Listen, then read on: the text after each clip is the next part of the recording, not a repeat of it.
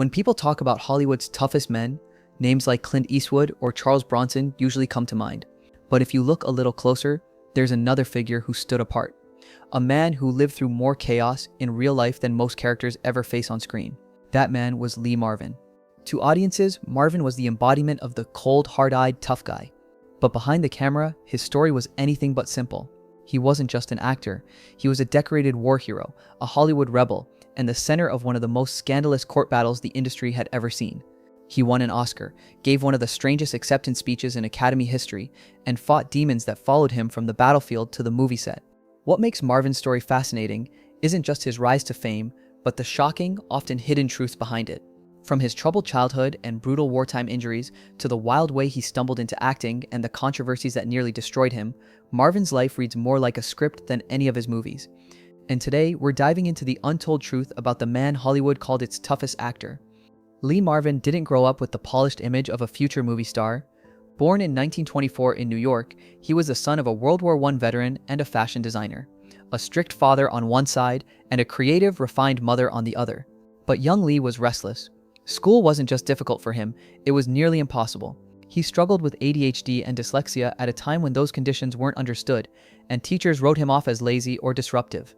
Instead of sitting still in classrooms, he found freedom in the outdoors, where hunting wild turkeys and deer in the untamed Everglades gave him the rush that books never could. His defiance carried into his teenage years, where discipline and authority meant very little to him. Lee was expelled from more than one school for fighting, smoking, and a long list of bad behavior. Teachers called him a troublemaker, classmates saw him as unpredictable, and his family often felt he was impossible to control.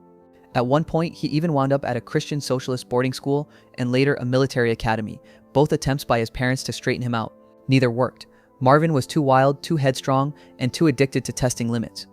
But beneath the rebellion was something more complicated. Lee wasn't stupid, far from it.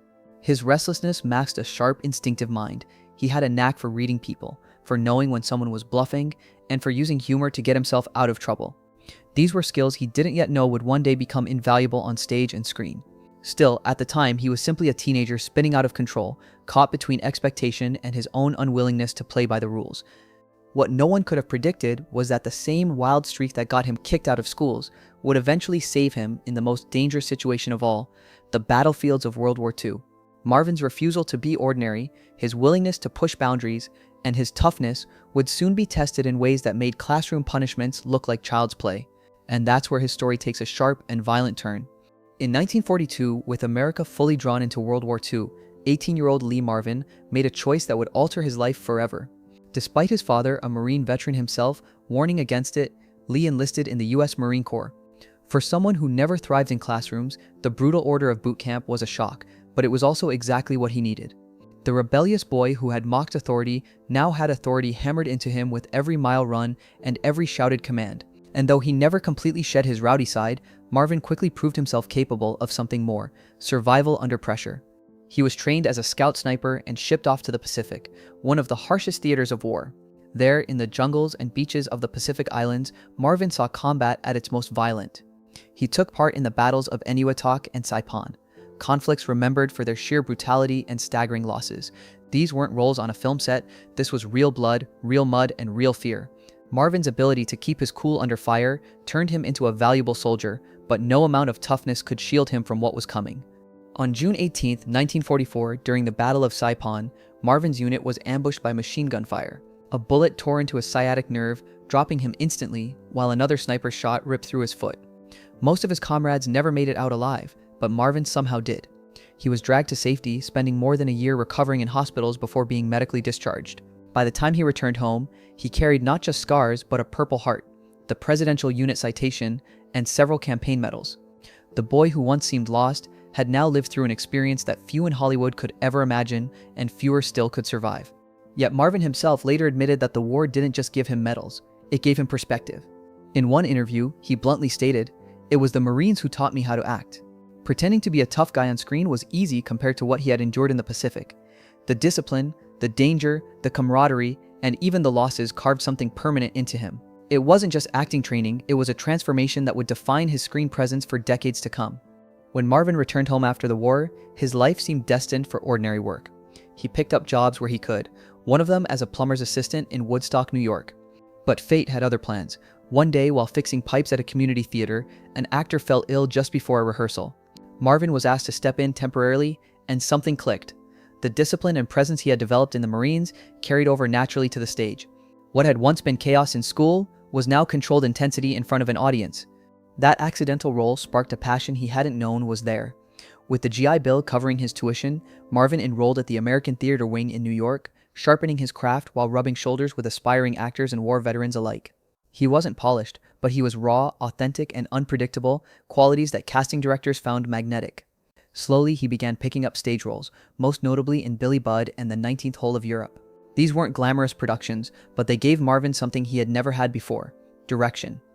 By 1949, Marvin had built enough momentum to transition into film, though at first, his roles were tiny and often uncredited. He played background soldiers, policemen, or nameless toughs, parts that drew directly from his own military past.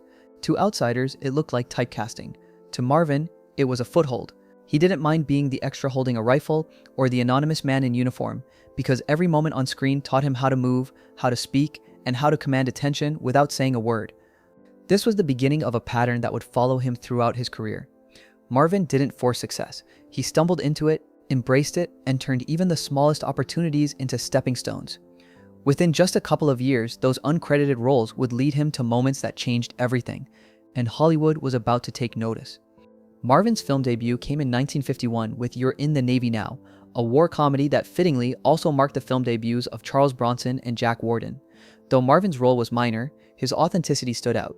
He wasn't just another actor pretending to be a serviceman, he had lived it.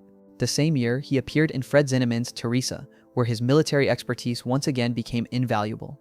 He helped directors choreograph infantry movements and advise actors on how soldiers carried themselves, bringing a level of realism that few others could provide. Throughout the early 1950s, Marvin racked up roles in films like Diplomatic Courier and Hangman's Knot, usually as hard-nosed soldiers, cops, or outlaws. Hollywood quickly boxed him in as the tough guy, but for Marvin, this wasn't a limitation, it was a stage. He knew he had the credibility, the scars, and the cold stare to make audiences believe in every role. Each small part added to his reputation as one of the most convincing men in uniform on screen. The real turning point came in 1953 when Marvin played Vince Stone, a sadistic gangster in Fritz Lang's The Big Heat. His performance was menacing, unflinching, and unforgettable, proving he could be more than just a background soldier. That same year, he starred opposite Marlon Brando in The Wild One, playing Chino, the leader of a rival motorcycle gang. With his rough energy and commanding presence, Marvin matched Brando scene for scene, and Hollywood took note. Suddenly, he wasn't just that ex-Marine actor, he was becoming a star in his own right. By the mid-1950s, Marvin had firmly established himself as Hollywood's go-to villain and enforcer. Critics praised his ability to embody danger without overacting, and audiences couldn't look away when he was on screen. What had begun as a chance encounter fixing pipes in Woodstock had now transformed into something far bigger. Lee Marvin was on his way to becoming one of Hollywood's defining tough guys. But his biggest break and the role that would change his career forever was still just ahead. By the mid-1960s, Lee Marvin had carved out a solid reputation in Hollywood, but he was still seen mostly as a supporting player, the grizzled cop, the menacing outlaw, the secondary villain. That all changed in 1965 with a single film, Cat Ballou. Cast alongside Jane Fonda, Marvin stepped into a role that seemed impossible to pull off, or rather two roles. He played Kid Shalene, a drunken, washed-up gunslinger, and Tim Strawn, a ruthless, cold-blooded assassin with a steel nose where his own had been lost. The contrast was so sharp, audiences could hardly believe the same man was behind both characters. As Shalene, Marvin stumbled, mumbled, and practically fell off his horse at every turn. He was the comic relief, a pathetic mess who somehow remained endearing. But as Strawn, he was a completely different presence, cold, intimidating, and cruel. Watching him switch between slapstick comedy and chilling villainy was like watching two different actors entirely. Critics raved about the transformation, calling it one of the most daring performances of the decade. The gamble paid off in spectacular fashion. Marvin not only stole the film from his co-stars, he also stunned the Academy. In 1966, he walked away with the Oscar for Best Actor, a recognition no one had expected for a man once typecast as background muscle. And in true Lee Marvin fashion, he refused to make his acceptance speech a polished Hollywood moment. Holding the statue, he famously said, "Half of this belongs to a horse someplace out in the valley," a nod to the animal that carried his drunken character around the set.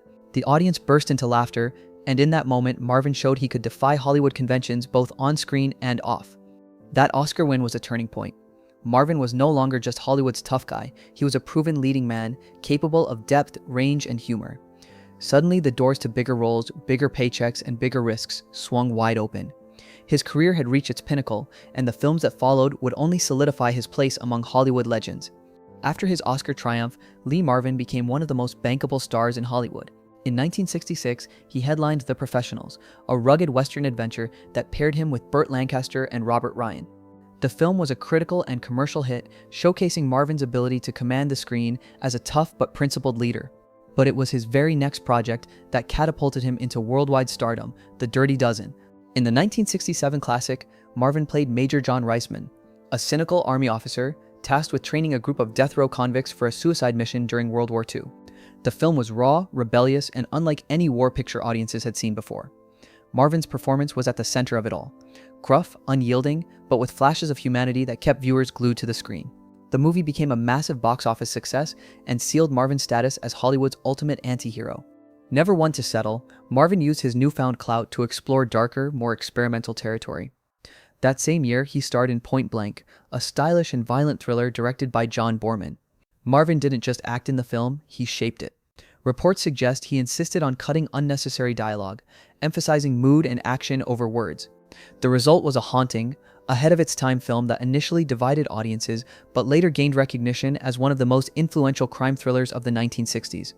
In 1968, Marvin took another bold step with Hell in the Pacific, a minimalist survival story co-starring Japanese legend Toshiro Mifune. With almost no dialogue, the film relied entirely on the raw energy and presence of its two leads. Marvin carried it effortlessly, proving he could hold attention without speaking a single line. By the end of the decade, Lee Marvin had gone far beyond the label of tough guy. He was an actor who could bend genres, redefine archetypes, and leave his mark on every frame of film he touched. While Lee Marvin's professional life was soaring, his personal life was a far rougher ride. In 1952, he married Betty Ebeling, and together they had 4 children. For a while, it seemed Marvin had managed to balance Hollywood fame with family life, but the same restlessness that had defined his youth never left him. Heavy drinking, a volatile temper, and long stretches away on film shoots strained the marriage. After 15 years together, the couple divorced in 1967, leaving Marvin free but unsettled. Soon after, Marvin entered into a relationship that would thrust his private life into the spotlight in ways he never expected. He began living with actress Michelle Triola, and though the two never married, their 6-year partnership became one of Hollywood's most infamous love stories. When the relationship ended in 1970, Triola filed a lawsuit claiming Marvin had promised to support her financially for life. She argued that she had given up her career for him and demanded nearly $2 million. The case quickly became front-page news, not just because of Marvin's fame, but because it was unprecedented. Triola wasn't his wife, yet she sought the kind of settlement usually reserved for divorce cases. Dubbed the palimony lawsuit, it tested whether unmarried partners could have legal claims to each other's fortunes.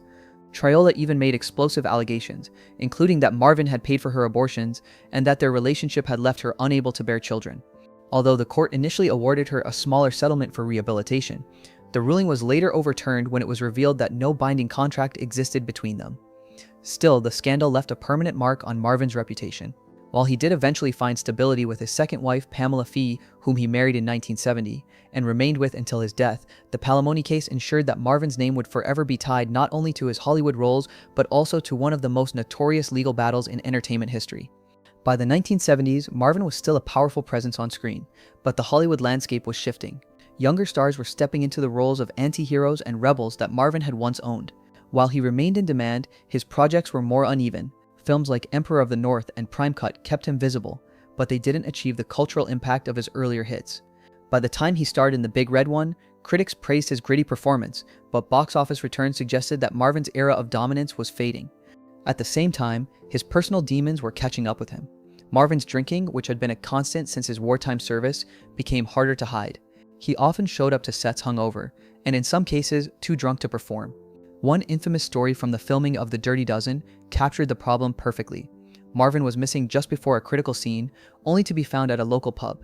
When he was dragged back to set, co-star Charles Bronson was so furious he threatened to kill him if it happened again. Tales like this cemented Marvin's reputation as both a brilliant actor and a dangerous liability. Despite his struggles, Marvin never entirely lost his edge. Even in lesser films, he carried an aura of authenticity that audiences couldn't ignore. Directors admired his toughness, though some quietly admitted that working with him could be unpredictable. Marvin himself seemed aware that his drinking was damaging his career, but like many of his generation, he wore it almost like a badge of honor, a symbol of toughness that blurred dangerously into self-destruction. By the mid-1980s, his health had begun to collapse. The combination of alcoholism, old war wounds, and years of punishing his body left him weakened. He still took roles when he could, but the man who once dominated screens with icy confidence was visibly aging, slower, and often in pain. For audiences who remembered him as Hollywood's unshakable tough guy, it was a stark reminder that even legends aren't invincible. By the early 1980s, Lee Marvin's career was slowing down. He still took on roles in films like Death Hunt and Gorky Park, but these projects didn't carry the same weight as his earlier triumphs. In 1985, he reprised his most famous role in The Dirty Dozen, Next Mission, but the sequel lacked the spark of the original.